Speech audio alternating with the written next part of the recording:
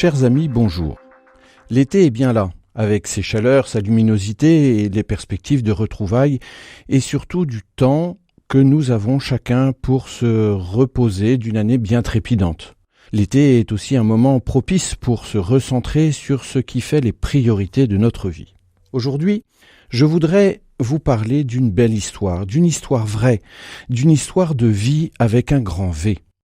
Il s'agit d'un entrepreneur, d'un mari, d'un papa de 49 ans, Olivier Goy. Il a fondé, il y a 9 ans, une entreprise de type start-up proposant des services financiers en s'appuyant sur les nouvelles technologies numériques. Mais voilà, en 2020, il apprend qu'il est atteint d'un mal incurable et sournois, la maladie de Charcot.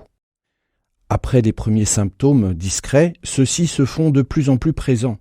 Il a du mal à marcher, à bouger, et ce qui est le plus dur pour lui, c'est la parole, qui petit à petit s'enfuit.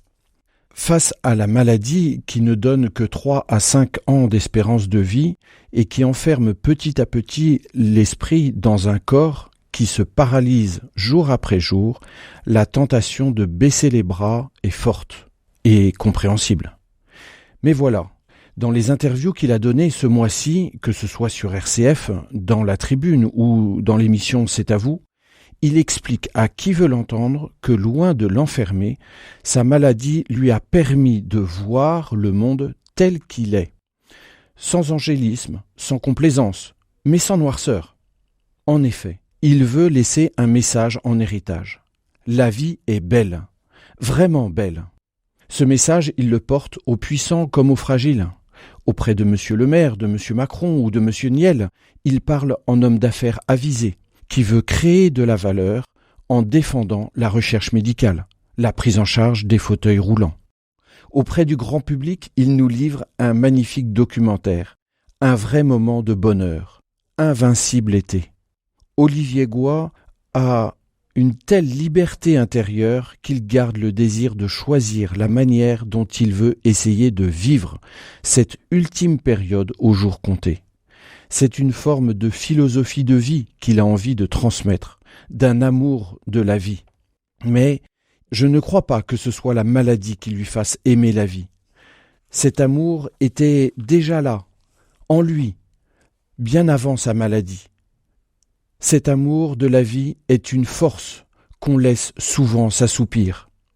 Il nous laisse, avec ça, la maladie et même la mort qu'il regarde en face ne suffisent pas à lui voler le sens de sa vie, le sens de la vie. C'est un témoignage qui détonne actuellement. Je pense au débat sur la fin de vie. Et ça fait du bien. Ça redonne confiance en l'humain, en l'amour familial. On perçoit ce que courage et force dans la faiblesse veut dire, sans angélisme, sans naïveté. Ce n'est pas un héros, c'est mieux que ça. C'est un homme de ceux qui savent que la sagesse nous fait intégrer la mort dans la vie pour ne pas que la mort désintègre la vie. Alors, merci Olivier. Votre invincible sourire donne envie de vivre. Bel été à tous, plein de vie et de solidarité pour les plus fragiles.